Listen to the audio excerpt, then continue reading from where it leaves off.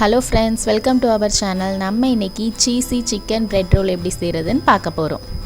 இந்த ரெசிபி செய்ய அரை கப் வார்ம் வாட்டரை ஒரு பவுலில் சேர்த்துக்கோங்க. இது கூடவே ஒரு டேபிள் ஸ்பூன் சர்க்கரை, 2 டீஸ்பூன் ட்ரை ஈஸ்ட் இதெல்லாம் சேர்த்து நல்லா மிக்ஸ் பண்ணிக்கோங்க. நல்லா மிக்ஸ் பண்ண பிறகு இதை க்ளோஸ் பண்ணி வச்சு ஒரு இருட்டான இடத்துல வச்சுடுங்க. இருட்டான ரூமில் வச்சா தான் ஈஸ்ட் ஆக்டிவேட் ஆகும்.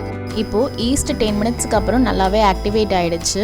நல்லா ஆக்டிவேட் ஆன பிறகு இதில் ஒரு முட்டை, 1/4 டீஸ்பூன் உப்பு, 2 டேபிள் ஸ்பூன் அளவு ஆயில் சேர்த்துக்கோங்க. நீங்கள் எந்த ஆயில் வேணாலும் சேர்த்துக்கலாம். நான் இதில் ஆலிவ் ஆயில் 2 டேபிள் ஸ்பூன் சேர்த்துக்கிறேன்.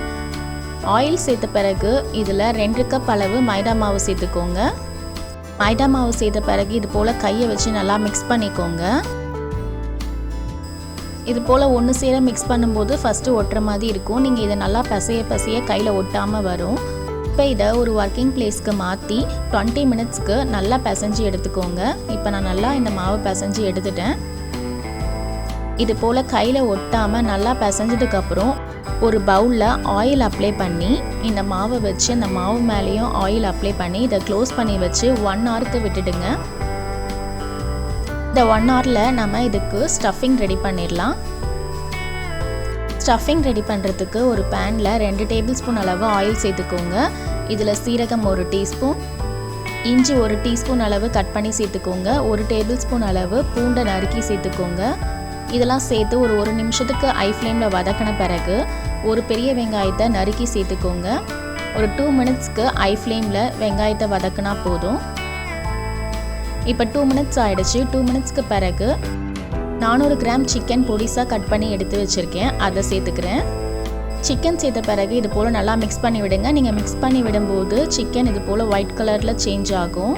இது போல் ஒயிட் கலரில் சேஞ்ச் ஆன பிறகு சிக்கன்லேருந்து தண்ணியெல்லாம் வெளியில் வரும். இப்போ பார்த்தீங்கன்னா தெரியும்னு நினைக்கிறேன், சிக்கன்லேருந்து தண்ணியெல்லாம் வெளியில் வந்துடுச்சு. தண்ணியெல்லாம் நல்லா வத்துற வரைக்கும் நல்லா வதக்கிக்கோங்க. இப்போ தண்ணியெல்லாம் நல்லாவே வத்திடுச்சு. தண்ணியெல்லாம் நல்லா வத்தின பிறகு 2 டேபிள் ஸ்பூன் அளவு மைதா மாவு சேர்த்து 2 மினிட்ஸ்க்கு மீடியம் ஃப்ளேமில் நல்லா மிக்ஸ் பண்ணிக்கோங்க.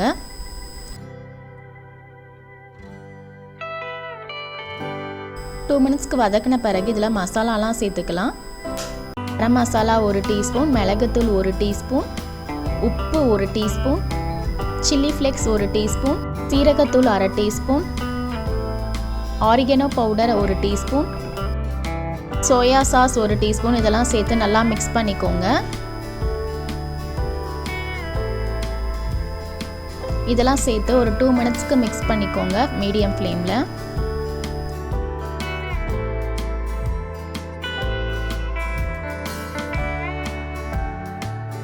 டூ மினிட்ஸ்க்கு பிறகு இதில் டொமேட்டோ சாஸ் 3 டீஸ்பூன் சேர்த்துக்கோங்க.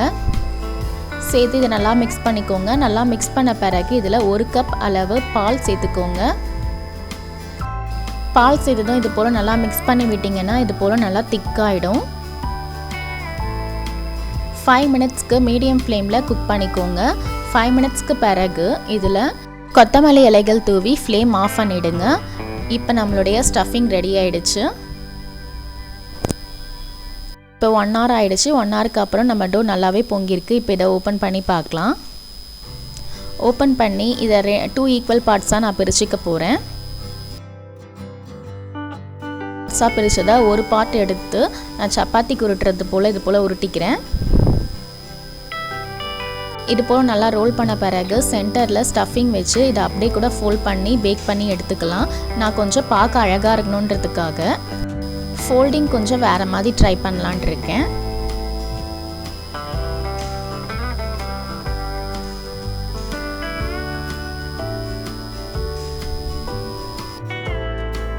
ஸ்டஃபிங் வைக்கும்போது மொசரல்லா சீஸ் துருவி சேர்த்துக்கோங்க.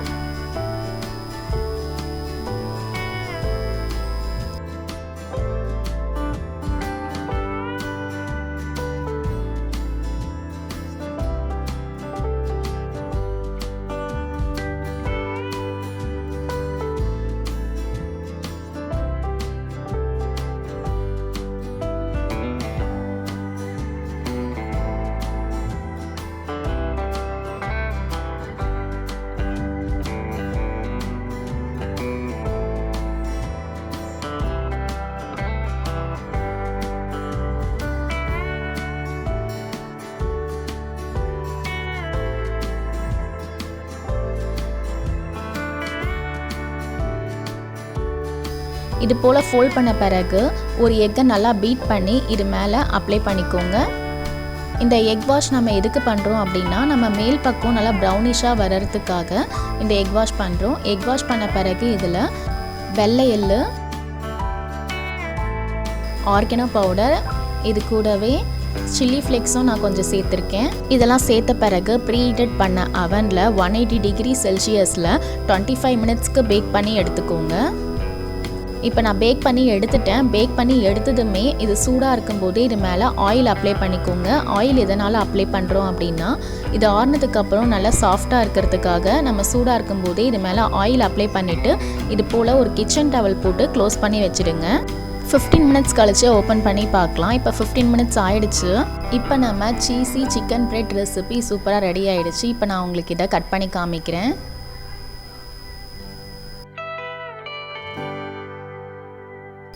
சூப்பராக வந்திருக்கு. இந்த ரெசிபியை நீங்களும் ட்ரை பண்ணி பாருங்கள். ட்ரை பண்ணி பார்த்துட்டு உங்களுக்கு பிடிச்சிருந்தா கமெண்ட் பண்ணுங்கள். மறக்காமல் சப்ஸ்கிரைப் பண்ணுங்கள். தேங்க்ஸ் ஃபார் வாட்சிங்.